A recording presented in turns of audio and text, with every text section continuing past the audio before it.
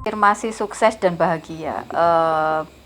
Iki untuk cara yang paling simpel ya. Iya. Sebelum tidur. Oke. Ya, sebelum tidur pas riep-riep iku antara pas lagi ngantuk-ngantuknya. Gayer lah. Ya, Gayer. gayer jadi aku nggak ngerti apa itu. Nah, itu yang harus dilakukan pertama bersyukur. Iya. Mensyukuri atas semua berkat yang Tuhan berikan kepada kita. Bahkan untuk berkat-berkat yang sebenarnya kita tidak minta.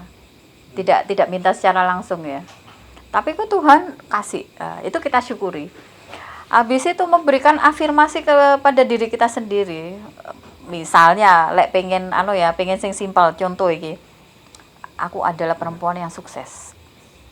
Aku adalah perempuan yang mandiri, aku adalah perempuan yang berdaya, aku adalah perempuan yang kuat.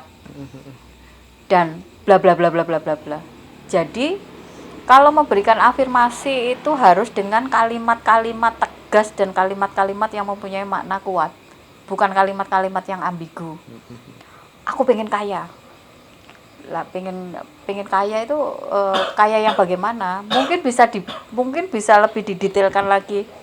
Ya Tuhan, aku pengen uang 1 miliar. Itu kan udah jelas toh. Karena kaya itu macam-macam gitu. Bentuknya bisa macam-macam gitu.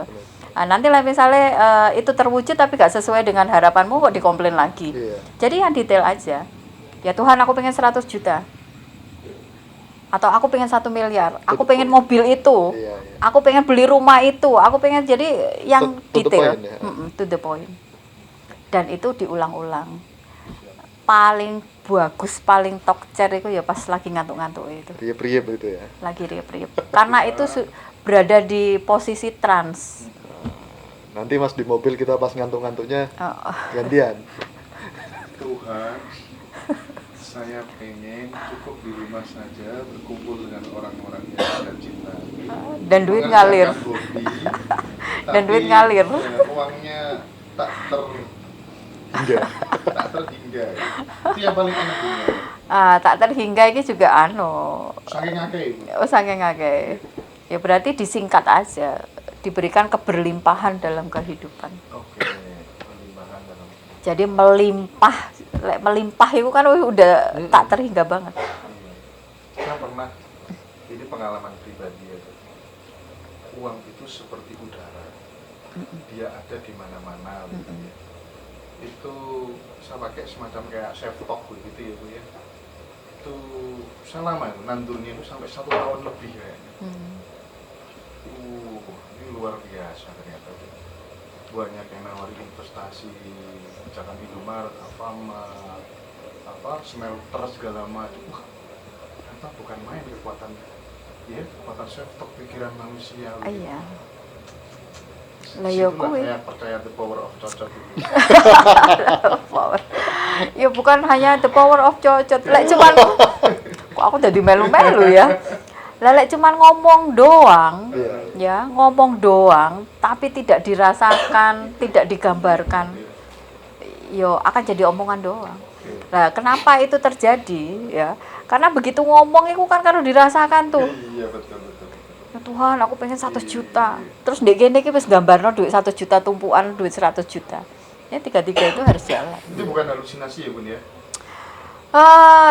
Ya lek orang mau ngarani halusinasi ya itu bisa jadi bagian dari halusinasi. Ya tergantung Dari kebutuhan sudut kita. pandang Sebagian orang itu mengharamkan loa juga. gitu ya. Ada yang loa itu haram. Iya benar. Karena menyekutukan Tuhan tadi katanya. Tapi ya tergantung masing-masing kebutuhan. Ada 4 hal Bun. Nasib manusia, senang susah, miskin dan lain sebagainya itu sebenarnya tidak ada penyebabnya, itu satu. Yang kedua, nasib manusia susah, senang, jatuh, miskin itu sudah digariskan. Jadi wis di nang Lauhul Mahfuz Rozi gagal jadi kepala desa. Jadi tidak ada sebabnya karena eksekusinya kurang atau apa, enggak ada itu. Karena udah digariskan. Yang ketiga, susah senangnya manusia, rezeki sengsara disebabkan karena perbuatan masa lampau. Yang keempat, susah senang hidupnya manusia, bahagia menderita itu karena disebabkan masa lampau, karma masa lampau dan karma masa kini. Itu menurut Bunda yang mana yang benar? Iku empat-empatnya yang disebutkan tadi saling berkaitan loh. Tapi ada satu hal, memang garis hidup kita itu sebenarnya sudah ditentukan di awal. Jadi misalnya, ya oke, jatamu itu sak genggam. Yo ketika apapun daya upaya yang kita lakukan itu ya nanti hasilnya segenggam. Tapi jatahnya 5 genggam, ya. Taruhlah daya upayanya santai-santai kayak tadi di oma seneng-seneng karo bojone karo anake, nyambut gawe sesuai dengan hobi, jadi nggak memberatkan. Tapi jatahnya 5 genggam ya 5 genggam. Karena dijatah-jatah gitu, terus apa gunanya kita berusaha? Karena kita nggak tahu jatah kita itu berapa, makanya harus berusaha, berupaya. Oke. Kalau misalnya kita tahu jatahnya sak genggam, manusia diberikan kemampuan untuk bisa melihat. Oh ya wes aku santai-santai wae karena jatahku cuma segenggam. Makanya aku karo Gusti Allah ditutup. Supaya semua orang itu berlomba-lomba untuk memberikan daya upaya terbaiknya untuk kehidupan. Nah, sebelum ke Mas Rozi, supaya orang terbebas dari keserakahan materi Ya. Solusinya urip sak derma wae lah. urip sak derma, berarti nggak boleh punya mimpi yang besar dong. Mimpi yang besar itu harus, ya. Tapi kita boleh bermimpi, tapi ya itu tadi harus realistis, ya. Harus realistis dan kita harus tahu batasannya. Misalnya nih,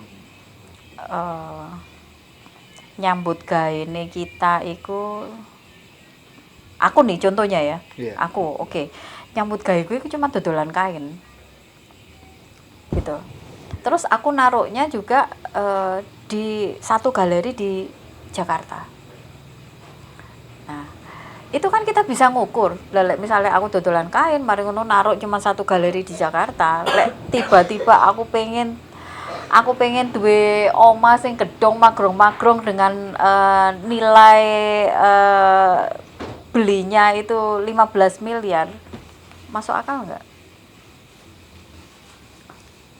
Ya bisa misalnya aku tiba-tiba oleh jodoh wong sing sugih. Tipis kemungkinan. Tapi secara realita dengan apa yang aku kerjakan, itu kan sangat enggak mungkin. Makanya kita boleh punya mimpi setinggi langit, tapi harus tetap sesuai dengan realitas yang ada, sesuai dengan daya yang kita berikan, sesuai dengan besarnya upaya yang kita berikan. Jadi kita harus punya kecukupan nih. Dengan dayaku yang sak gini, dengan upayaku yang sak gini, berarti ya kurang lebih kita yang harus bisa mengukur gitu. Supaya ketika itu tidak tercapai, awake dhewe gak gendeng gitu loh. Benar.